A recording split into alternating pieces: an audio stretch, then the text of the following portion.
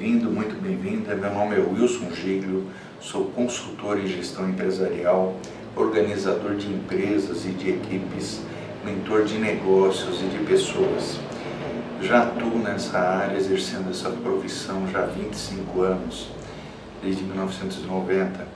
E nesse tempo todo eu tive a oportunidade de já fazer 700 e poucas consultorias, 723 consultorias. E desse total aí eu posso dizer tranquilamente que umas 500 foram na área de indústria, que é uma área que eu conheço muito bem.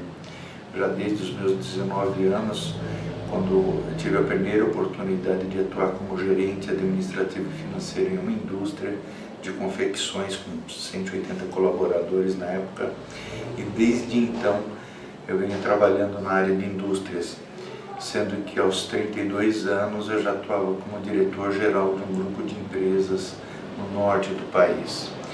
Mas o Collor entrou, teve aquela bagunça toda, né? E aí eu tive que voltar para São Paulo, e aí então eu comecei a atuar em consultoria em empresas de uma forma geral. Atendo também comércio, empresas de serviço, mas a minha especialidade mesmo é a indústria, com uma ênfase agora nos últimos 5 anos em indústrias de comunicação visual.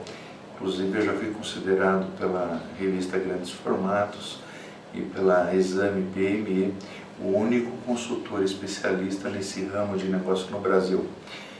Até porque ter feito várias consultorias nesse ramo, em 2011 eu tive a oportunidade de fazer, através da Exame PME, uma consultoria, uma empresa chamada Grudado Adesivos, essa eu posso falar o nome porque é público, onde nós tivemos um resultado excelente.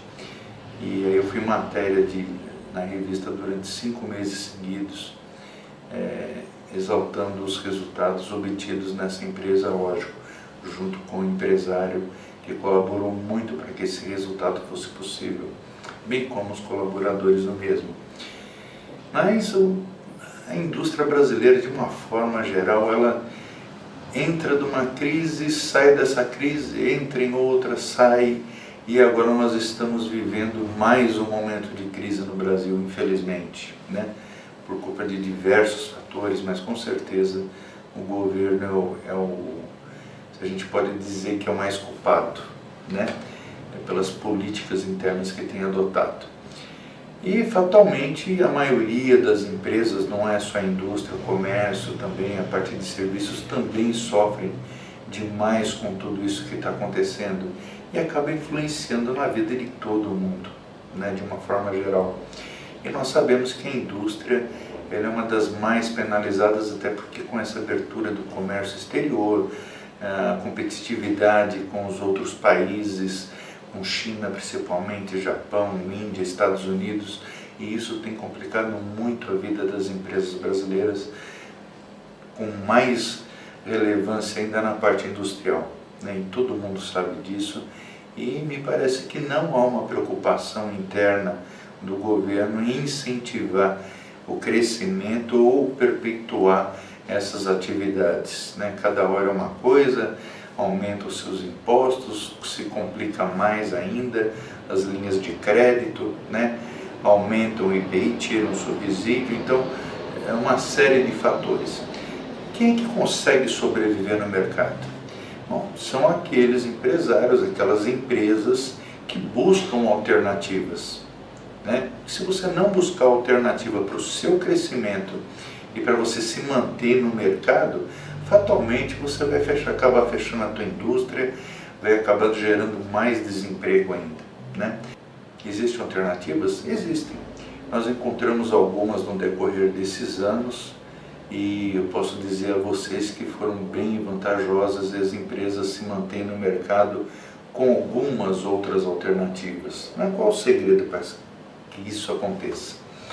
Eu vou contar um case para vocês de uma empresa, uma indústria metalúrgica no Paraná. Estava com uma série de dificuldades porque a quantidade de pessoas na produção, eles estavam achando que era muito grande. E o dono, o responsável, estava muito perdido com relação a isso. Nós iniciamos a consultoria, fizemos um diagnóstico empresarial e quando nós fomos começar a dar início aos nossos trabalhos, nós fizemos uma reunião com todo o pessoal e quando nós implantamos as normas internas e o manual do colaborador, que já começam a impor algumas regras dentro da empresa, uma empresa que não tinha por tradição colocar regras, o pessoal estava muito acomodado, muitos dos colaboradores com 10, 15, 20 anos de casa já estavam acostumados e acomodados em suas funções, né? E já nem produziam o tanto que deveriam produzir. Bom, resumindo a história, essa empresa tinha 82 colaboradores e quando da implementação da gestão dos recursos humanos, que foi uma das primeiras coisas que nós resolvemos fazer justamente para poder eliminar esse problema, 28 colaboradores resolveram sair da empresa, né? Vieram pedir acordo, outros pediram demissão. E o que nós notamos? Com o decorrer do tempo, em 1 mês e meio mais ou menos, nós fizemos essas rescisões e nós passamos a notar que o restante do pessoal estava dando conta do mesmo trabalho, a mesma produção, mesmo com a falta desses 28. Bom, foi um excelente resultado, né? Nós tivemos desses 28 que colocaram apenas mais 4 na empresa, para que o departamento de produção trabalhasse normalmente como engrenagem que tem que ser. Mais um pouco de tempo nós começamos a mapear os processos e cronometrar cada passo, cada produto que era produzido, né, fabricado, e nós chegamos à feliz conclusão de que com os colaboradores restantes nós tínhamos ainda 32% de capacidade ociosa dentro da fábrica, ou seja, nós poderíamos aumentar a nossa produção em até 32%, que nós tínhamos a quantidade de colaboradores suficiente para aquilo lá, tá? Então você vê, olha, o investimento na consultoria acabou resultando nessa redução tremenda de custo, né, de 24 colaboradores na realidade, que saíram 28, nós tivemos que contratar outros 4 para poder suprir o setor que estava faltando, né? Mas ainda assim nós ficamos com uma capacidade de produção maior em 32%. E tudo isso só foi possível graças à iniciativa do empresário em investir na consultoria, mas a principal preocupação dele era adequar a quantidade de colaboradores à produção que a empresa tinha, tá? Esse foi o fundamental. Embora nós tivéssemos visto todo o restante da empresa, aprimoramos aquilo que já estava bom e consertamos todas as coisas que não estavam bem na empresa, né? Hoje ela tem um resultado muito maior, fantástico, e tudo isso graças à iniciativa do empresário, né? Então por isso que eu falo para a maioria das pessoas, o investimento na hora certa, né, no momento certo, ele acaba trazendo redução de custos e muito mais lucratividade. Por isso é importante você, como industrial, pensar qual é o momento certo para investir na sua empresa. Seja numa consultoria, seja na aquisição de novos equipamentos. Hoje a gente sabe, a tecnologia ela aumentou muito, né? Em determinado tipo de ramo, nós sabemos que uma consultoria, por exemplo, que eu fiz numa empresa aqui em São Paulo, indústria metalúrgica também, nós colocamos uma máquina CNC, pagamos uma fortuna por ela, né? Uma máquina alemã, $800 mil foi a aquisição dessa máquina, mas ela substituiu o trabalho de 24 pessoas, 24 colaboradores. É ruim porque alguns nós tivemos que mandar embora, outros mais profissionais nós pudemos realocá-los dentro da própria empresa, mas o fator principal é que com a saída de uma boa parte desses colaboradores, o trabalho se tornou muito mais rápido, muito melhor, com muito mais qualidade, né? E a empresa só ganhou com isso. não só em termos de redução de custo, mas também em termos de produtividade. Essa máquina sozinha fazia tudo e faz até hoje, né? Tanto que eles já compraram mais duas depois dessa. E é uma inovação. São coisas que o empresário da indústria tem que procurar para se adaptar ao mercado, se adaptar à velocidade de inovação que o próprio mercado exige. Hoje em dia, você trabalhar com máquinas obsoletas, com máquinas antigas, não vale a pena.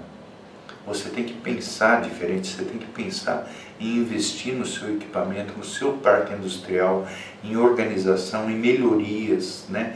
Em redução de custo, para que tudo isso possa ser otimizado dentro da sua empresa e que com essa otimização você possa ter mais lucratividade, né? E a partir disso permanecer no mercado que é cada vez mais competitivo, não tem jeito, né? Aqueles que não fizerem isso, infelizmente, estão fadados a morrer ali na frente, né? Então é muito importante que você pense nisso seriamente. Um outro exemplo que eu vou dar para vocês, numa empresa, essa de comunicação visual, eu fiz a consultoria lá em 2012, essa empresa pegou um pedido de 30 mil bandeirinhas, né, de 90 por 1,20 para uma companhia de celular e precisava entregar isso daí com a maior brevidade possível. Ela tinha um prazo muito curto para entregar, o que é normal em uma empresa de comunicação visual, né, pessoal? Os clientes, a maioria, pensam que as empresas de comunicação pessoal de visual são como pastelarias, né? Você pediu, já tem que estar pronto ali, um negócio mais ou menos assim. Mas a empresa aceitou o pedido, começou a fazer e nós estávamos justamente nessa época fazendo o trabalho de mapeamento de processos. E o mapeamento de processos, você sabe que além do fluxograma, do manual de procedimento, eu implanto junto o problemas e soluções e também um outro documento chamado TET, que é o tempo de execução da tarefa. E nesse TET é anotado ali, cronometrado, cada passo que se dá naquela determinada tarefa. E justamente nesse dia eu resolvi, junto com outro colaborador, fazer o TET daquela linha de produção, ou seja, da finalização do recorte de acabamento, refile, né, dessas bandeirinhas para poder entregar para os clientes. Nós fomos numa parte superior, no mezanino, e ficamos olhando a parte da produção ali embaixo. Tinha uma menina lá, ela pegava a faixa, né, o banner que tinha sido feito e colocava dessa forma na mesa, na horizontal, e já vinha com a régua protetora cortando, né? E ao mesmo tempo já passava para o outro lado, pegava, cortava, passava, uma coisa muito rápida mesmo. E aí depois que ela cortava todos aqueles ali, ela pegava aquele montinho, já fazia a dobra, colocava a bandeirinha, né, a madeira, né, e fechava com aquela linha que vai em cima, né? Colocava as ponteiras, finalizava e pronto. Trabalho muito rápido, né? Até porque estava sendo feito tudo com grampeador, sem a necessidade de cola dobrada no banner, né? Bom, para fazer todo esse processo para cada bandeira, nós vimos que ela estava gastando algo em torno de 35 segundos para finalizar cada uma. E um outro rapaz na frente dela, eu notei que ele trabalhava diferente dela, ou seja, em vez de ele colocar tudo na horizontal, ele ia colocando na vertical e ia puxando, né? Ia cortando, puxando, cortando e puxando. E eu comecei a medir a maneira que ele estava fazendo. Ó, o que eu notei? O tempo dele era de 50 segundos e o dela de 35. Ou seja, uma diferença de 15 segundos aí de um para o outro. Eu comecei a observar o outro pacote que veio, o outro lote, a mesma coisa, algo em torno de 50, 55 segundos ele e ela de 30 a 35 segundos o dela. Bom, Pela média eu fiz aí uma quebra, né, vamos dizer assim, de 15 segundos de diferença um para o outro. Chamei o dono da empresa, pedi para ele observar, cronometramos juntos, e aí ele chegou também à conclusão de que a maneira que ela estava fazendo era melhor do que a dele. Nós descemos lá na produção, perguntamos por que ele fazia dessa maneira, ele falou assim, olha, me ensinaram assim, eu estou acostumado a fazer dessa maneira.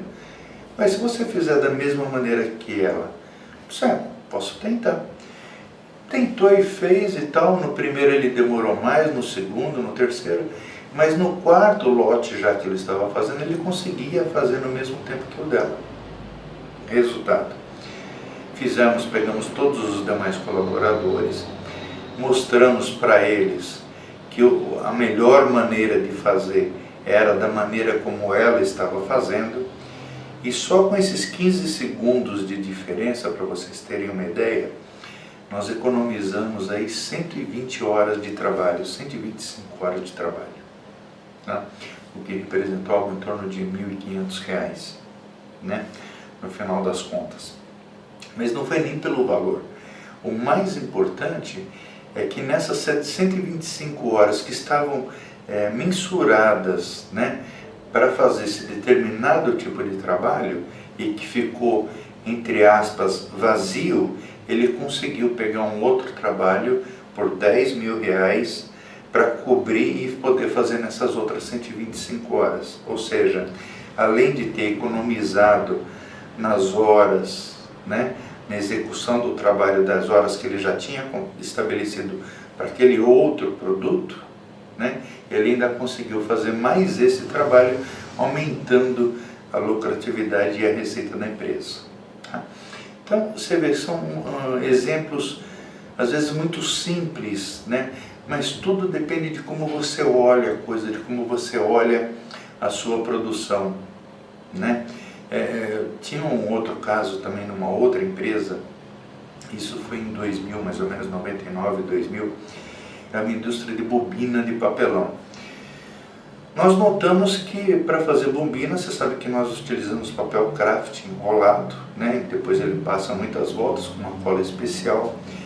E o que nós notamos? À medida que iam sendo feitos, né, a gente cronometrando também isso daí no mapeamento de processos, nós notamos que em uma determinada etapa ele ficava parado esperando uma secagem para poder seguir para outro processo. O que nós fizemos? Nós montamos um pequeno forno, né, tipo ar quente, né, e conseguimos reduzir o tempo de espera de um processo para o outro em 15 minutos. Gente, vocês não fazem ideia do que representou esses 15 minutos de uma forma geral, tá? Foi muito bom. Além de nós termos uma produtividade maior, né, nós tivemos também a possibilidade de aumentarmos a capacidade de produção da empresa, né? O produto, a qualidade ficou muito melhor e a produtividade também maior, em razão de apenas termos colocado uma máquina com ar quente ali para reduzir o tempo de espera de um processo para o outro, tá? Então veja aí na sua empresa, na sua indústria, que eu tenho certeza que você vai encontrar algumas alternativas para que você possa reduzir custo, otimizar a sua linha de produção, aumentar a tua lucratividade e passar a vender mais. Até porque, com certeza, se você fizesse todo esse trabalho, você vai encontrar aí horas ociosas que você vai poder dedicar a outras coisas, ou até mesmo em agregar mais produção, né, aumentar a sua produção aí, dependendo da quantidade de pedidos que você tiver, para que você possa ter os melhores resultados possíveis. Ok? Bom, e aí a gente encontrando horas ociosas, né, vem um outro problema. O que eu vou fazer com esse pessoal enquanto eles estão com essas horas ociosas? Porque a maioria dos colaboradores são técnicos, são profissionais formados, e não vale a pena dispensar, porque na hora que chega o serviço você tem que ter o profissional ali, ok? Então não é possível fazer isso. E esse foi um dos problemas que eu encontrei numa empresa no norte do Paraná. O proprietário lá, indicado por um outro cliente meu, me convidou, eu fui até lá, eu olhei a empresa dele, uma empresa de marcenaria, fabricante de móveis rústicos principalmente, tudo aquilo que você imaginar para sítio, casa, fazenda, residência normal, né? Fabricava de tudo com madeiras, a maioria nobres, né? Devidamente liberadas pelo IBAMA, tudo certinho, documentado, sem problema nenhum. Só que todas as vendas dele eram feitas por pedidos. Ele não vendia para estoque, ele não tinha um estoque. Ele tinha móveis prontos, né, que estavam em algumas lojas em consignação. Essas lojas vendiam, faziam um pedido para ele, ele tinha um prazo de entrega para cada tipo de produto, né? E aí ele preparava, produzia, separava madeira, fabricava, montava e entregava na loja ou diretamente no cliente, tá? Essa é a forma de trabalho dele. E vinha razoavelmente bem, uma empresa já antiga, com quase 50 anos de idade. O filho já é que tomava conta já há quase 20 anos, né? Uma empresa muito tradicional. E o filho se via nesse problema grande.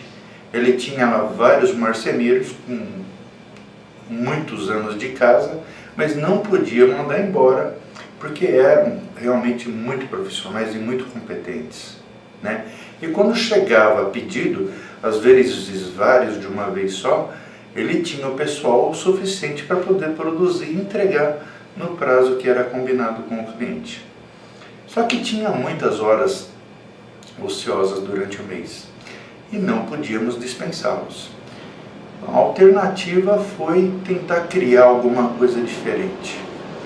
E andando lá pela fábrica, um espaço muito grande, um terreno muito grande, eu vi um galpão lá, separado da fábrica, né, bem coberto e tal. Do lado tinha um monte de serragem de madeira. Eu falei, pô, essa serragem aqui? Ele falou assim, não, essa serragem a gente vende, tem um rapaz aqui que vem, compra, leva tudo embora, pega aqui uma vez por mês e a gente vende para ele. Tá?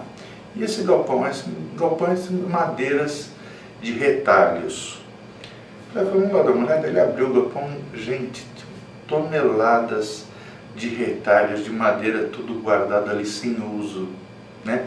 Num ambiente seco, ventilado, mas tudo sem uso. Eu falei, essas madeiras a gente tem ideia de usar algum dia para fazer alguma coisa. Eu falei, já sei. Comecei a imaginar alguma coisa com relação a isso. Nos finais de semana eu tenho como hobby a marcenaria também, né? Só que eu faço coisa pequena, embora eu faça alguns móveis lá para casa, mas eu gosto de fazer muito coisas pequenas. Eu fui numa cidade aqui no interior de São Paulo, onde se trabalha com muito MDF, né? Mas tem um artesanato fantástico em MDF.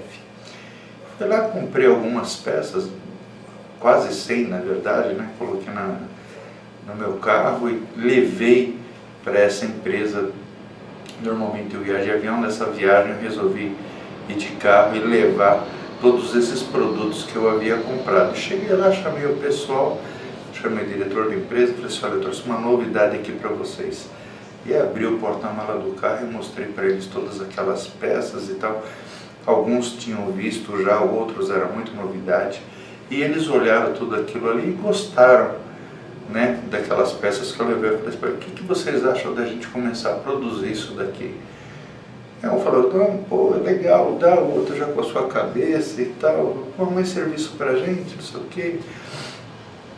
Mas aí levamos tudo para dentro, fiz uma reunião lá com a diretoria e combinamos de fazer o seguinte,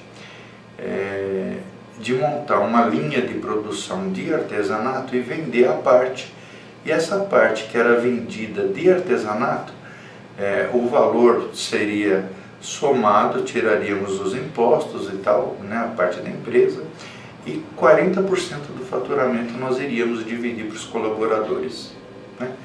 Assim foi feito, chamamos todos os colaboradores, gostaram muito da ideia e começamos a fazer. E deixar em demonstração também consignação naquelas lojas que nós já tínhamos.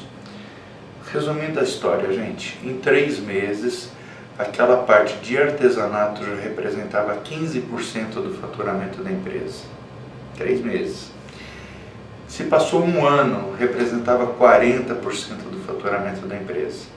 Porque aí eles passaram a criar muito mais coisas, a inventar, cada um inventava uma coisa, tudo utilizando aquela matéria-prima que já estava lá guardada, né?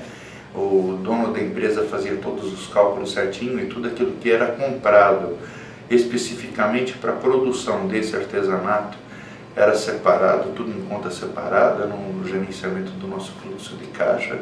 Nós implantamos lá também que não tinha. E a partir daí nós pudemos fazer um controle à parte disso daí. Os colaboradores ficaram super satisfeitos, até as esposas dos mesmos também começaram a participar, porque eles começaram a levar para casa, aí as esposas pegavam tinta, pintavam, e eles achavam uma coisa bonita e levavam lá para o dono da empresa ver, o dono da empresa gostava também, e aí já começou a incluir isso daí também nas peças de consignação, né?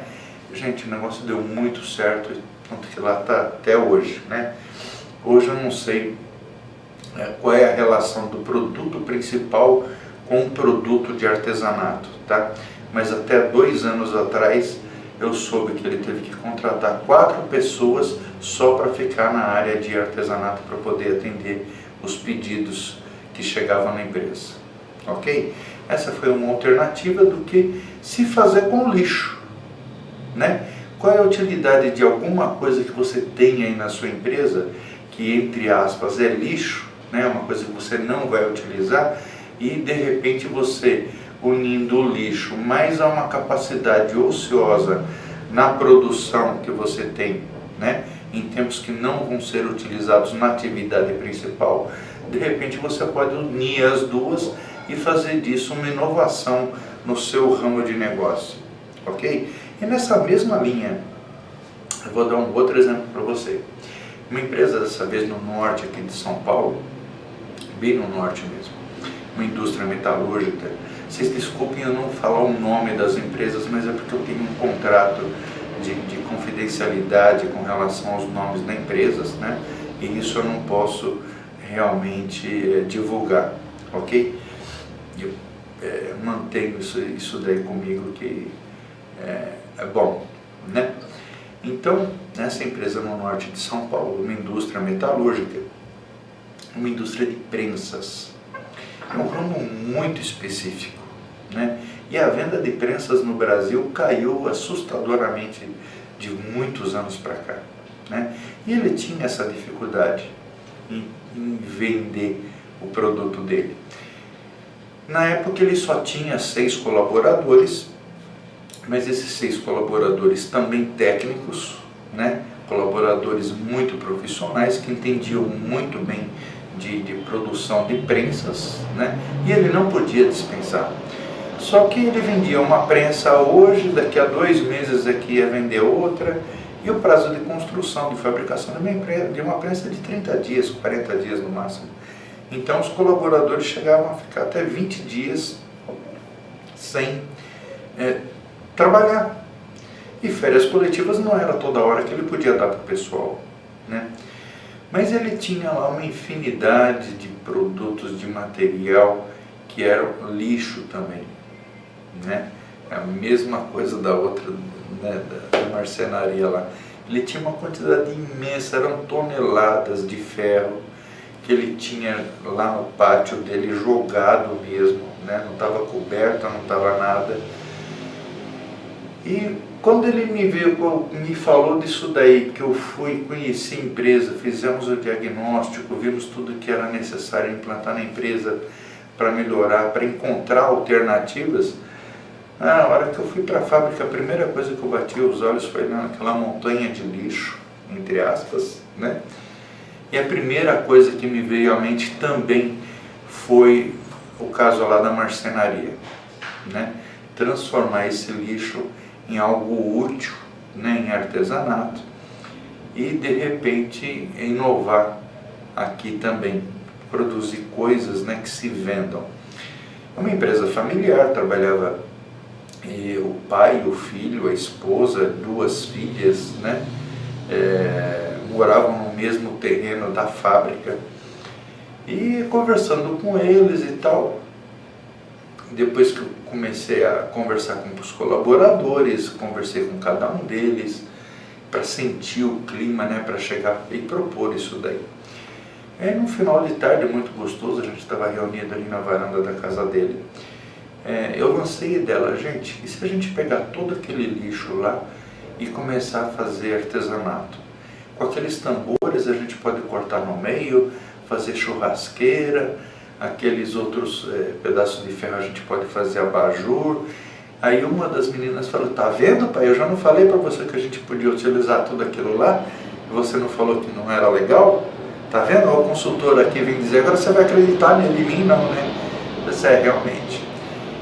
O empresário acabou acreditando em mim, né? Eu ajudei a filha dele lá na ideia também.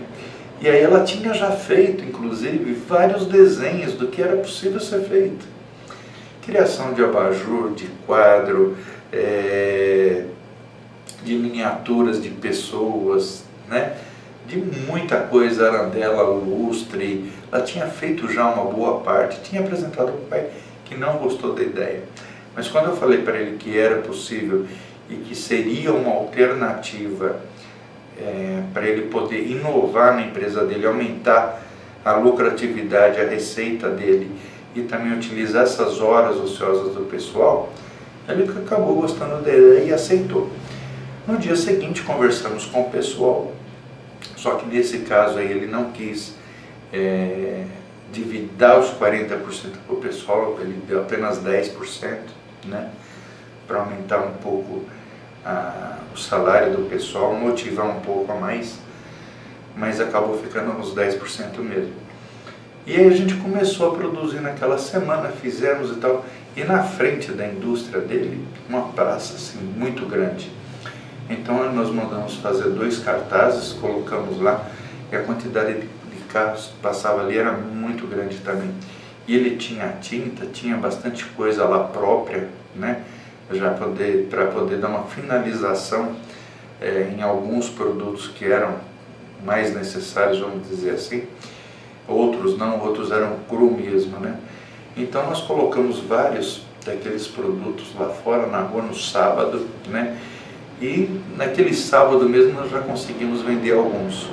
Então depois ele começou a fazer a divulgação durante a semana e abrir aquela feira de artesanato apenas no sábado, né? Durante a semana ele não vendia. Ele podia até receber algum pedido, mas as vendas eram mais no sábado mesmo, onde se concentrava a maioria do pessoal. E começamos a divulgar isso daí na cidade e tal. Gente, no 2º mês, para encurtar a história, tá? Ele conseguiu vender quase que a produção dele todinha, né, de tudo aquilo que ele estava produzindo, ele conseguia vender tudo durante o sábado que ele passava lá o dia inteiro vendendo, né? E isso foi um diferencial muito grande para a empresa dele, né? Ele passou a ficar mais contente, a trabalhar mais contente. Em 4 meses que eu estava lá acompanhando, aquela venda de artesanato já era 20% do que ele conseguia faturar com uma prensa. Tá? A situação hoje já é bem diferente, já mudou mais, porque hoje, além da prensa, ele também montou uma linha de produção de playgrounds, né? Ele tinha um material lá, começou a fazer alguns playgrounds para vender para residências, né? Para chácaras, sítios, fazendas, né? E também se tornou uma outra linha de produção. Nós fizemos o desenho e tal, tudo direitinho, ele é engenheiro formado, isso daí facilitou bastante. Então, hoje ele tem 3 linhas de produção, ele tem o artesanato, tem o playground e tem também a fabricação de prensas, ok? Então, tudo isso daí é para você ver que com o lixo, né, entre aspas, é possível inovar, é possível criar, é possível aumentar a lucratividade e tirar a ociosidade que existe aí dentro da sua empresa, tá? São ideias, são dicas, sugestões que talvez você possa, por exemplo, aproveitar, né, e implantar de alguma forma, ok? Esses anos de consultoria todos, graças a Deus, de a gente ver tanta coisa, nos dá essa experiência para que a gente possa tentar ajudar outras pessoas a resolverem os seus problemas, né? Então eu fico muito contente com isso e contente também de estar transmitindo, compartilhando isso daí com vocês. Eu tenho certeza que, embora são dicas simples, né? A primeira no tocante à redução de custos, né? Através de investimentos, seja em máquina, seja em consultoria, seja na organização da empresa, seja em capacitação dos seus colaboradores, né? É sempre muito importante tudo isso, ok? Com isso você consegue reduzir os custos e também aumentar a sua lucratividade, aumentar a tua produtividade através de investimentos, tá? E por outro lado, você que tenha eventualmente alguma ociosidade aí na sua empresa e tem alguma coisa lixo, né? De repente você pode transformar esse lixo em algo útil que ajude na rentabilidade da sua empresa e até uma parte disso, né, você possa utilizar para poder motivar mais os seus colaboradores. Eu lembrei mais de uma agora, uma indústria de confecção no interior aqui de São Paulo, pertinho aqui de São Paulo. Ele trabalha com confecção de uniformes e sobrava muito retalho, muito retalho. E um dia a filha dos donos lá queria uma boneca diferente. Eu falei, pô, por que você não faz uma boneca de pano para ela? Saiu assim, gente, sem querer, na maior inocência do mundo, nem foi uma sugestão de consultoria, saiu assim, faz uma boneca de pano para ela. Né? Eu lembro que minhas primas, minha irmã tinha uma bonequinha de pano assim e tal, cheio de remendo e tal, não sei o que. E a esposa pegou e falou para o marido, eu vou fazer. Pegou lá um chumaço de retalho e tal, ficou costurando e tal, e de repente saiu uma bonequinha, bonita bonequinha, né? Fez o desenho lá com o próprio tecido lá dos olhos, da boca, do narizinho, uma trancinha, né? Gente, ficou muito bonita. Resultado, eu falei, gente, tá aí, olha, por que vocês não aproveitam todos esses retalhos, as eventuais horas ociosas que vocês têm, né? Diariamente tem hora ociosa, não tem jeito. E começa a fazer bonequinha, outras coisas, aí já veio na cabeça fazer almofadinha, fazer alguma coisa diferente, né? Para a molecada brincar, bolinha, né? E aí começou a surgir, eles mesmos começaram a criar outras coisas, outras ideias, e aquilo ali acabou se tornando uma segunda linha de produção, né? Que também passou a ajudar não só a tirar aquelas horas ociosas do pessoal, né? Como contribuir também com o faturamento da empresa. Embora pequeno, né? Uma margem muito pequena, em função do valor agregado, né, do produto, muito pequeno, mas ainda assim contribuía com algumas despesas da empresa, né? Então, gente, são coisas simples, coisas que, entre aspas, a gente pode até classificar de banais, mas que no final das contas acabam ajudando, colaborando de alguma forma com o desenvolvimento da sua empresa. É muito importante que você pense nisso, você que é empresário, né? Você que é industrial, ou que tenha comércio, ou que tenha serviço, procure inovação, procure fidelização com os seus clientes, procure fazer alguma coisa diferente, né? Para que você possa otimizar mais o seu tempo, reduzir custos, fazendo investimentos, né? Ou otimizando algumas áreas tuas. Gente, olha, falando em custos, por exemplo, uma grande maioria dos industriais, pelo que eu tenho visto, em diversas áreas, principalmente essas mais pequenas, Por exemplo, quem é de pizzaria? É uma indústria. Pizzaria é uma indústria e não sabe fazer o cálculo da pizza. Pessoas que fazem bolo, salgadinho, doce, chinelo, camiseta. As empresas de comunicação visual, uma boa parte delas não tem custo, não sabe fazer, né? E tem muitas outras empresas também que não sabem, não tem um sistema que faça tão perfeito como deve ser feito, tá? Eu vou deixar aqui embaixo para vocês um link de uma matéria que eu escrevi para o meu blog exame.com, né? Vocês devem conhecer, exame.com, da editora Abril. Eu vou deixar aqui embaixo o link, né? Vocês anotam, aí dá um pause, anota e copia lá no seu browser, né? E vê essa matéria aqui, ok?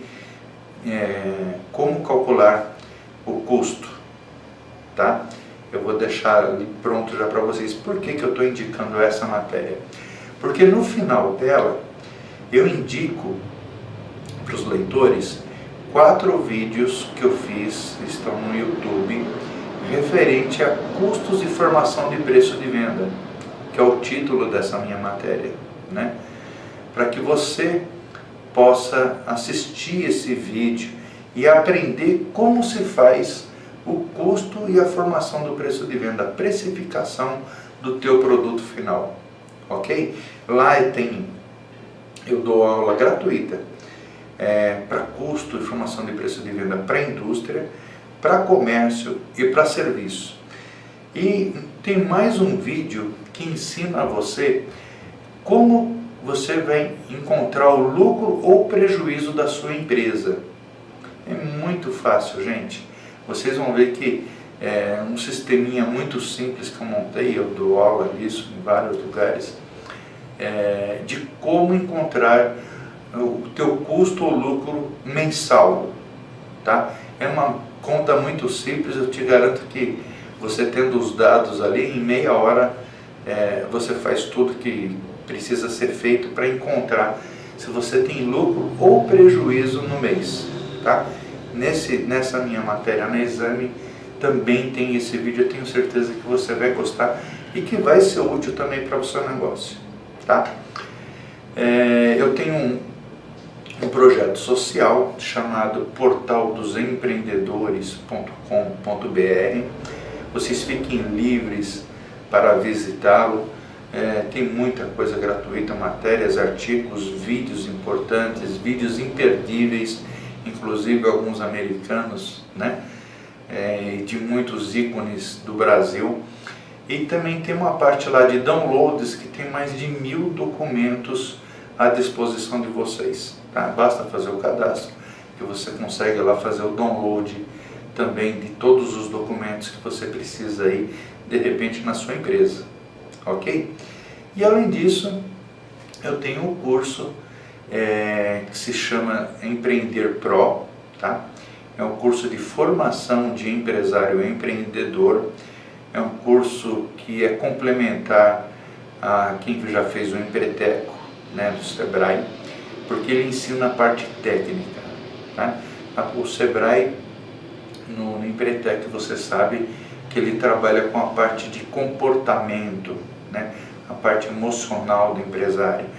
Nesse meu curso você vai aprender a parte técnica, ou seja, a parte de documentação legal, de como abrir uma empresa, ou se você já tem de como fazer o diagnóstico empresarial, saber se a empresa está bem ou não, qual é a situação, a parte de gestão de recursos humanos, de custo e preço de venda, de gestão administrativa, de gestão financeira do seu fluxo de caixa, mapeamento de processos, programa 5S e muitas outras coisas, tá?